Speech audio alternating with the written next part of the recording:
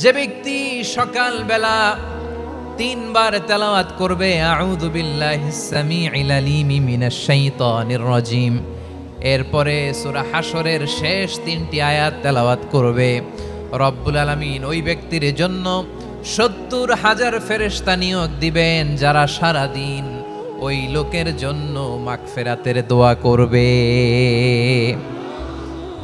শুধু এখানেই শেষ নয়, বিশ্বনবী ফরমান ওয়া ইন মাতা ফি যালিকাল ইয়াউমি মাতা শাহীদান, ওই দিন যদি ওই ব্যক্তিটা ইন্তেকাল করে সে শহীদ হয়ে কিয়ামতের দিন আল্লাহর সামনে দাঁড়াবে।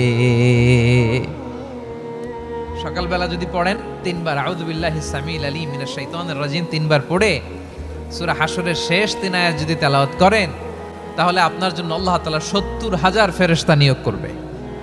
সারা দিন তারা আপনার জন্য মাগফিরাতের দোয়া করবে, আর ওই দিন ইন্তেকাল করলে আল্লাহ তাআলা শহীদ হিসেবে আপনাকে কিয়ামতের দিন দাঁড় করাবে।